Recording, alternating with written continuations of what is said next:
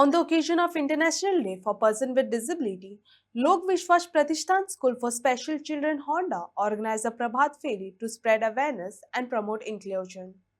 The procession began from school premises and moved up to Azoba Devasthan, with students, teachers, and community members joining to mark the significance of the day with enthusiasm and solidarity.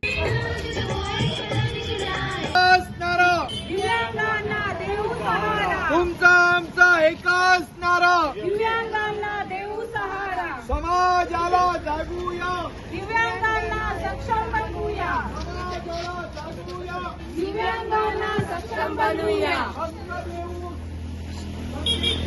दिव्यांगांना प्रोत्साहन देऊ, हक्क देऊ, संधी देऊ. नमस्कार, माझे नाव राधा अळवणी. मी actually फोंड्याला राहते, पण इथे आमची ब्रांच आहे लोकविश्वास प्रतिष्ठान स्पेशल स्कूल. तिथं मी स्पेशल एज्युकेटर आहे आणि आत्ता मी सध्या ॲक्टिंग हेडमिस्ट्रेस म्हणून तिथं काम करते.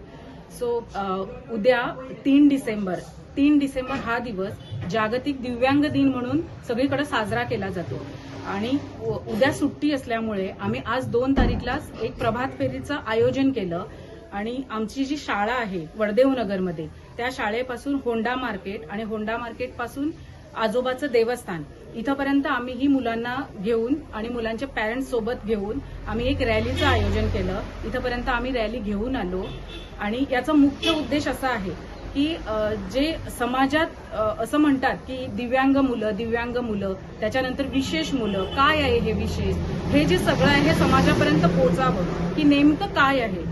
आम्ही म्हणतो की आमच्या मुलांना तुम्ही मदत करा, आमच्या मुलांना आम्ही सक्षम बनवूया, पण नेमकं कुठल्या पातळीवर, कारण समाजामध्ये सुद्धा काही गोष्टी माहीत नसतात की आम्ही मदत करायची किंवा आम्ही काय करायचं ह्या मुलांसाठी, हे समाजाला सुद्धा माहीत नसतं.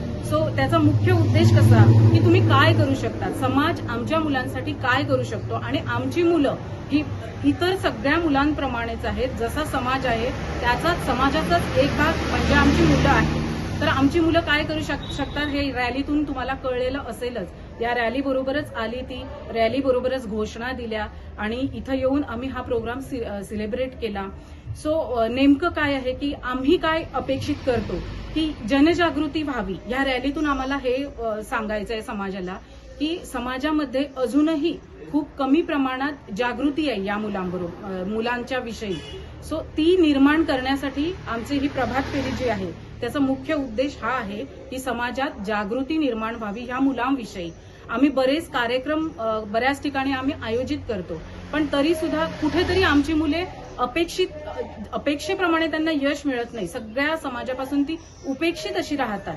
सो त्याचा मेन हे असं की त्यांना सगळ्या समाजानं आपल्यामध्ये सामावून घ्यावं. आजकाल जे इन्क्लुजन म्हणतात, इन्क्लुजन म्हणजे समायोजन, सर्वांचं समायोजन हे एक असायला हवं. हे जे इन्क्लुजन आहे त्याचं मुख्य हे आहे की ह्या मुलांना बाजूला न ठेवता ह्या समाजामध्ये मिक्स करून घेऊन आपल्याबरोबर पुढे न्यावं, यशस्वीरित्या पुढे न्यावं असं आम्हाला वाटतं. म्हणून आम्ही हे रॅलीचं, प्रभात फेरीचं आयोजन केलं आणि त्याच्यातून आम्ही समाजाला असा मेसेज द्यावा असं वाटतो आम्हाला की समाजानं कुठलीही म्हणजे कुठल्या प्रकारे मदत करू देत किंवा तरी सुद्धा बरेच जण आहेत अशी की अजूनही आमच्या शाळेत येतात, आर्थिकदृष्ट्या मदत करतात किंवा काइंडमध्ये सुद्धा काही जण मदत करतात, कुठल्याही प्रकारची असू दे. प्रत्येक वेळी आम्हाला प्रत्येक प्रोग्रामला म्हणा किंवा ह्याच्यात आम्हाला मदत करतात. पण तरी सुद्धा फक्त मदत करणं हे अपेक्षित न राहता की ह्या मुलांसोबत राहणं हे खूप गरजेचं आहे. आता सोबत राहणं म्हणजे नेमकं काय की या मुलांच्यात बरेच असे चांगले गुण आहेत की जे आम्ही घेऊ शकतो. मान्य आहे की सगळ्यांप्रमाणे ती मुलं नाही पुढे जाऊ शकत, पण आपल्या समाजाचा एक भाग आहे. तर ती मुलं काय करू शकतात आणि त्यांच्याकडे काय कोणतं कौशल्य आहे ते आपण जाणून घेऊन ते स्वीकारून त्याच्यातून आपण त्यांना यशस्वीरित्या पुढे काढावं, हे आम्ही समाजाकडून अपेक्षा अशी आम्ही ठेवतो. त्यामुळे आम्ही समाजाला असं सांगू इच्छितो की कुठलंही प्रोग्राम असू दे, काही असू दे, पण तुम्ही ह्या मुलांना बाजूला न ठेवता सगळ्यांबरोबर त्यांना सामावून घ्या आणि जसं तुम्ही इतर मुलांना म्हणजे रेग्युलर असू मुलं किंवा इतर जो समाज आहे की त्यांच्याकडे ज्या दृष्टीनं तुम्ही बघता त्याच दृष्टीनं तुम्ही या मुलांकडे बघावं अशी आमची इच्छा आहे, असं आम्हाला वाटतं. आणि हे व्हायलाच हवं, सामाजिक पातळीवर हे व्हायला हवं. त्यामुळे हे प्रभात फेरीचं एक छोटासा आम्ही आयोजन केलं. ज्याच्यात आम्हाला सगळ्यांनी आजोबा देवस्थान ची जी कमिटी आहे त्यांनी सगळ्यांनी आम्हाला हेल्प केली. वेळोवेळी ते आम्हाला आमच्या शाळेत येतात, आम्हाला मदत करतात. कुठलीही गोष्ट असू दे ते विचार करून त्याच्यावर काहीतरी त्या समस्येवर तोडगा काढतात आणि आम्ही त्यांच्यासोबत पुढे जातो.